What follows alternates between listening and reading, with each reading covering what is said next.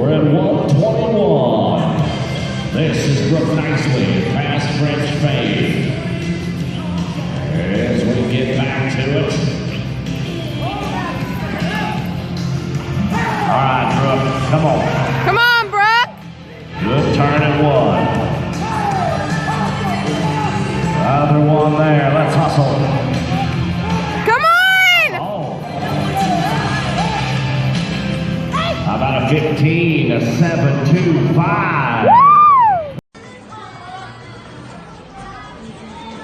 Go on, go on! Go on, Brooke! Go on, go on! All the way, go on!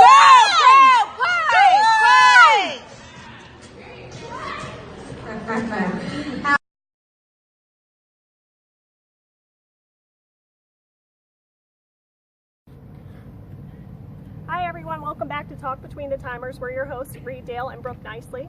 Today I'm interviewing Brooke, and so I'm excited for you guys to know more about her. So we're going to start off with how you got into barrel racing. So I got into barrel racing from my husband, Adam. He trains horses, and I kind of had nothing to do. So I was bored, and my sister had a barrel horse that she wasn't using.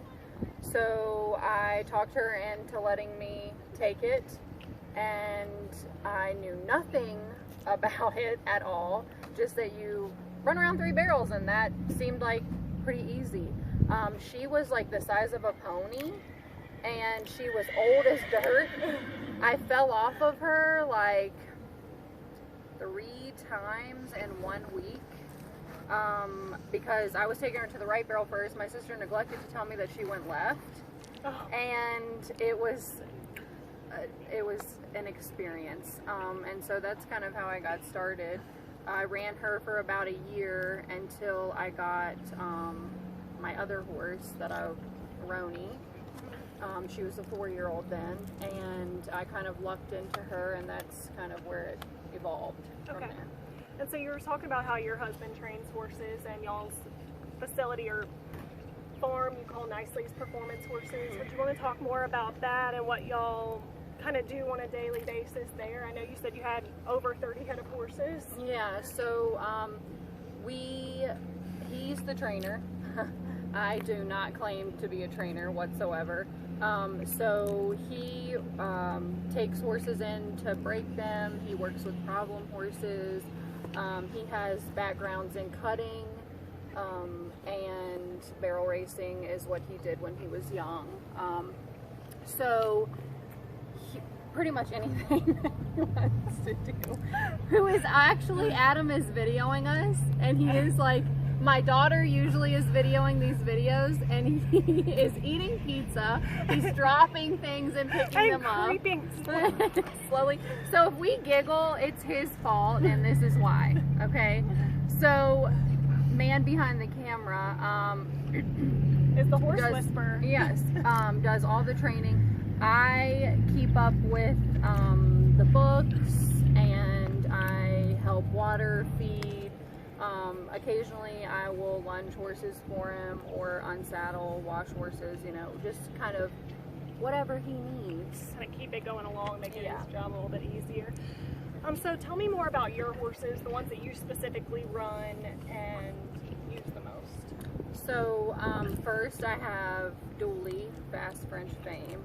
She is Frenchman's Guy and Martha's 6 Moons on the top, and Dash to Fame on the bottom. She is the one that I run the most, obviously. She has a really big personality. She's very opinionated about things. She talks to me when she needs water, when she needs feed, when she wants to come in, when she wants to go out. So she's just sassy and mouthy, but I love her, and she is like one of the greatest blessings to me. She's helped me accomplish a lot of things that took me years and years and years to accomplish until I got her. So then I have Bug. and his registered name is HPH Firewater Top Bug.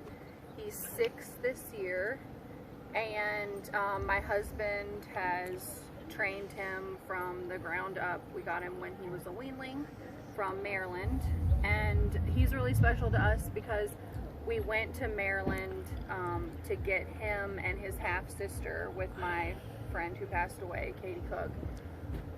So we went on a whim and got these 2 little babies and brought them back to Virginia, and so he has been with us, you know, not his entire life, but it feels like it to us, yeah.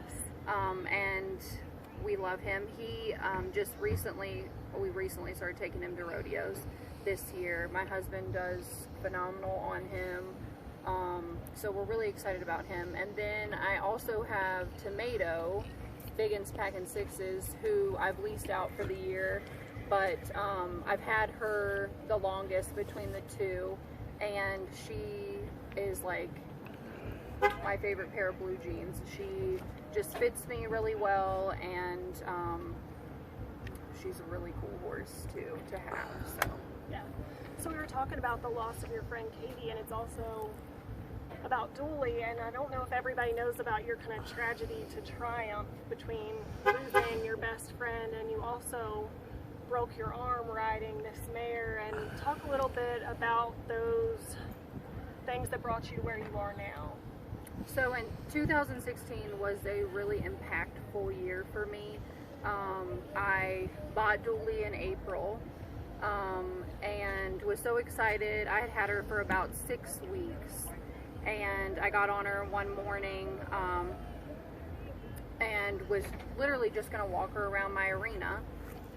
I put one foot in the stirrup, and my saddle kind of shifted a little bit, and I thought for a second maybe I should get off and, you know, readjust, but I didn't. I threw my leg over and shifted my body to straighten it back out, and when I did that, she dropped her head and started bucking. She bucked so hard, she broke my breast collar, she bucked her head stall off, and I went flying backwards and landed on my elbow, and I snapped the big bone in your arm called the humerus so bad that I needed to have surgery. And I thought at the time that, you know, I was like, I've made the wrong decision. I should not have gotten this horse, you know, what am I gonna do? And I was terrified, you know, that she would do it again. My husband immediately went to riding her after that, and she never has, I don't even want to say it. She's been good since She's been good since then, yeah. So my best friend Katie came to stay with me. She got there the night of my accident, right after I had gotten home from the hospital. She stayed with me for about 2.5 weeks and took care of me. I couldn't do anything. I couldn't use my arm at all. So she literally washed my hair, helped me get dressed, stayed up with me, made sure that I took my medicine on a schedule. I mean, she was like a godsend. And at the time, you know, I had no idea that that was gonna be like one of the last real moments that we got to spend together and be together. In December, she was in an accident in Vegas, and she, you know, didn't come back home from it. She was killed out there, and looking back now, I'm so thankful all the time that Dooley bucked me off and broke my arm, because I had those 2.5 weeks with her that she lived about 2 hours from me, so we didn't get to spend every single day together. We talked on the phone every day, but we didn't see each other all the time like that. And for those 2.5 straight weeks that we spent every single day together, those memories that I have now of me crying in my shower while she washed my hair, or, you know, staying up all night long and watching Orange is the New Black and not sleeping, like those memories now mean so much to me. And so. Oh, everything happens for a reason. So talk about the dynamic between you and Adam. I know a lot of times people will see Adam tacking her up and doing her leg wraps, and there's some speculation about that every once in a while. And I want to clear some of that up because your broken arm had a big part to do with y'all's new routine, which as many rodeos as you guys have won since then and after, it's worked out really well. So what's not broke, don't fix. Yeah. So it took me about 9 months for my arm to heal, which was not supposed to happen. It was supposed to be a lot quicker than that, but it ended up taking 9 months. And I physically, when the doctor okayed me to go back to riding, had like no strength in my arm whatsoever, and it still was kind of painful. I was in like this weird turtle shell, I don't even know what it was called. It was like a brace. A brace, yeah. But it looked like a turtle shell, and I had to run in it for a while, and I was so embarrassed by it. But anyways, Adam, I couldn't even pull the Velcro on my boots tight, and there was absolutely no way I could pick my saddle up and sling it over on her. He had been running my horse for, almost a solid year, and he, got really, really comfortable with her. They kind of bonded, and then I stepped into the equation and kind of was helpless in a way. And so the burden laid on him to kind of get my horse ready. And then it just kind of stuck. Like we get somewhere and I'll, be wandering around like, oh, my horse is tagged, and sometimes he warms her up for me. It's just kind of, they bonded, and I've bonded with her on a different level, but their bond, has always been kind of like instant. We kind of obviously bumped heads a little bit in the beginning, and he never did that. It was just like an instant connection that the two of them have. So and it goes as she is that day, kind of go from there. Okay, some hot fire questions to break up the seriousness. Who are your favorite hauling partners? Well, there's this one. So I obviously love hauling with you. We kind of vibe, and we get along really well. And that's really important to me. I don't ever want to haul with somebody who kind of brings out a negative vibe or a negative energy. I'm all about a positive environment. So you, Corey Lupo, and my friend Kelly, who's leasing my other horse, that's pretty much the only people that I haul with. And and the guy that drives me, does he count? No, I'm just kidding. Adam and I go everywhere together. And so it's just like a 2-for-1 pretty much. Yep. If you are going to haul with me, he's going to come. And probably drive. So you get 2-for-1. Yeah. I love it. Yeah. Dolly's favorite treat. So I was so bad. I was not a treat person. I won a bag, not one, but the first year that we made Zebra Finals in the gift exchange, there was a bag of treats in there, and it was a huge bag. So I was like, well, it started out like I gave her one at the finals, and then when we got home, if she'd make a good run, I'd give her one. Now, though, she immediately, when she comes back to the trailer, whether she's had a good run, bad run, in between run, she paws and will tear my door down until I give her a treat. And they are like these little, I don't even know the name of them. If I see them, I know. It's like the knicker makers, or is that what it is? It's like oats and molasses. I don't know. Will she eat most any treat, or is she wants like an oat and molasses type. If I give her like the healthy ones, or like the peppermint ones, or the solid ones, she's not really into that. She wants like the fatty cookies. What is your favorite food hauling on the road? Like we're hauling somewhere, we have to stop. What do you want to get? What is the first thing you're going to get from the gas station? Salt and vinegar chips probably is my go-to. Favorite music on the road? like hardcore rap. I know Yes. it's crazy, but it pumps me up more than anything. Yes, so. it keeps you awake. Yeah. So those were my hot fire questions. So what are your supplement and feeding program like right now? It's different for every horse, and this is kind of like my thing. I get so involved in what goes into my horse's feeding program. So Bug and Tomato are on a McCulley's feed. McCulley's is out of Kentucky. They only make horse feed, and they supply a lot of the feed to the race tracks, the race horses out in Kentucky. You know, American Pharaoh's on McCulley's, Justify. Oh wow. Yeah, so they get that as their main source of grain. They get Tomato is on Animal Elements Cissus. I don't know if I'm saying it right. It's a bone supplement from where she had an injury. And then Bug is on Renew Gold as well. I need to be sponsored by Renew Gold, by the way. Renew Gold, if you're watching this, Hit give up me a Brooke nicely. sponsorship, because I have fattened up calves with Renew Gold, horses, my calf. We have a calf at home. She's basically a pet calf. She goes into my feed room. The first thing she sticks her head into every single time is the Renew Gold bag. And so anyways, Dooley, I blend her feed. She gets oats, alfalfa pellets, Renew Gold, and then a McCulley's a ration balancer called Synergy.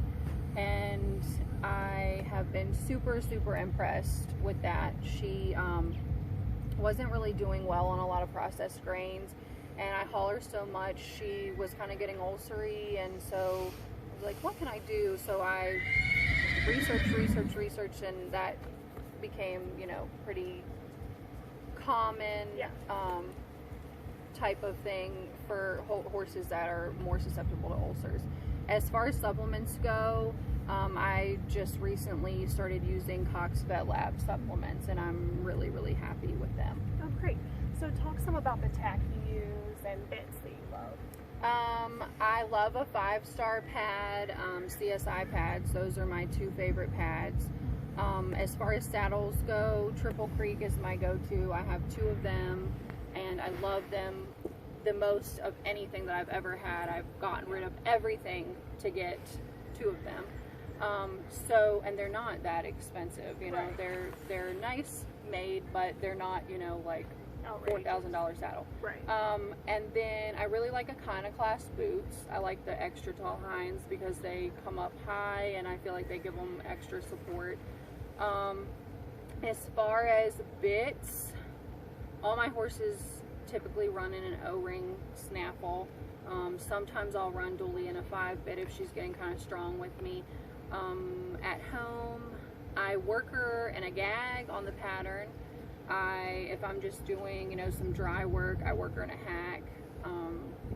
Adam always works Bug, and he'll throw different things on him too. But mostly we're gag, hacks, snaffle people. Okay. And so you're a wife and mother and a rodeo competitor. How do you juggle all these things plus working with your own farm that has 30 plus horses in it? It's difficult, but we have a lot of help, thank God. Adam's parents have always helped with Riley, and his dad feeds for us in the mornings, so that's always a huge help to us. I guess it's easy for me because I've always done it. Yeah. So, you know, Riley now is at the age, she's 10, and she's wanting to go and ride, so it makes it a lot easier because it's a family thing, whereas before she kind of wasn't into it. Right. And she stayed with Adam's parents a lot. So I guess I just don't really know any another different. way, Right. you know, than to just kind of put your head down and make truck it through happen. it. Yeah. Riley actually ran at her first rodeo about, was it 2 weeks ago? Or was it Yeah. 2 weekends ago. 2 weekends ago at Gordonsville, Virginia. So it was really exciting, and I can't wait to continue to watch her grow and get into the sport with us. She's been asking for a long time, so it was really fun to see her. Yeah. And she really wants an interview, so we're going to make that happen soon too. So talk a little bit about your mental toughness. I know you work hard at staying positive and being positive. Any other tips like that that you use to stay mentally healthy and ready to barrel race? It is tough. I struggled for a really long time with, staying positive, and I have found, this is really weird, but if I say things out loud, if I'm just like thinking in my mind, like, oh, I want to do well at the rodeo, or, like I have this goal in mind, but I internalize it, it kind of doesn't ever come to light for me.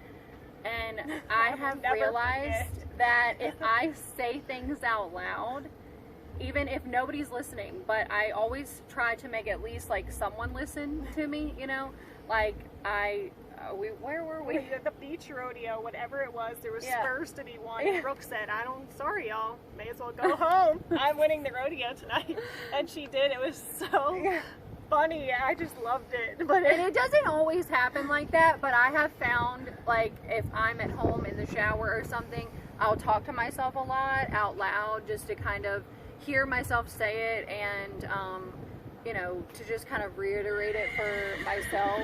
And the other night when I was working dually, I talked to myself the entire time I was working her, and I just was going over things that I kind of hope to see happen, and surrounding yourself with people who also are very positive make it a tremendous amount times a million better. So for me, it's just having a really positive reinforcement behind me, good friends. My husband is amazing, my daughter, having good horses definitely helps. Right.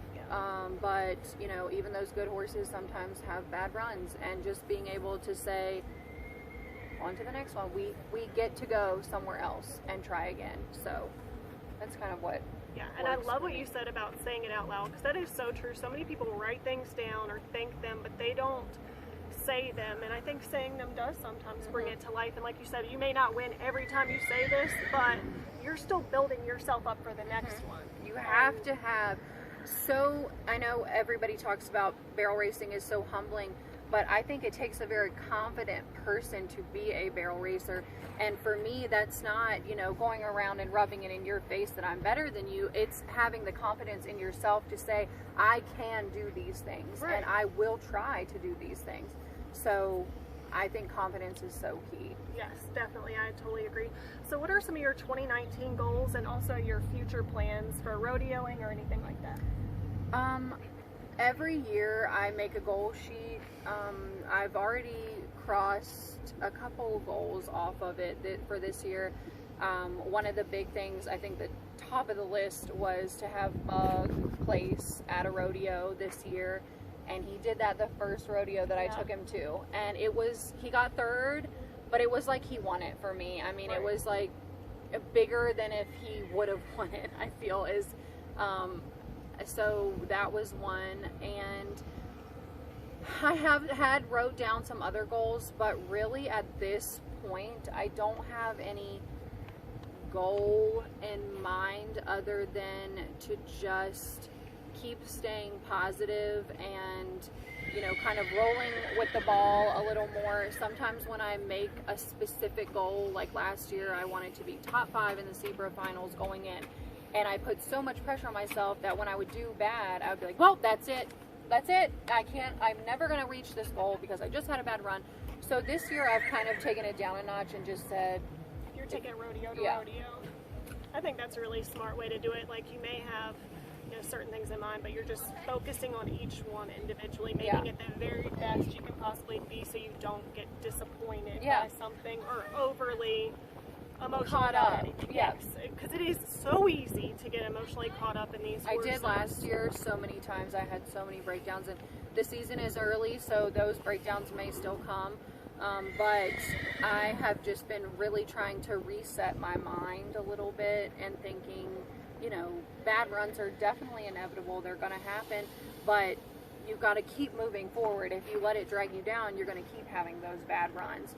So for me, my goal is to just stay positive and keep rolling through those hard times that are obviously going to come, because they come for everyone. So my last question for today is, what do you do to warm your horse up pre-race or pre-rodeo? What is your routine, or do you change it up? At home, I work her 3 days a week typically. At home, one day I'll free lunge her, I'll give her a rest. Then the next time I'll do some slow work on the pattern. The next day I give her a rest, and then I'll do like a big warm up where I work her pretty hard and do some rollbacks with her and getting her coming around my leg without a barrel. And then the day before we go somewhere, typically she always has the day off. So she has so much go in her. Right. So I don't like to really overwork her during the week. And then at the rodeos, I don't do anything crazy. We basically get on, walk, jog. I might lope some circles sometimes, and then go run. It's nothing special. Yep. All right, well, thank you guys so much for watching Talk Between the Timers with us today.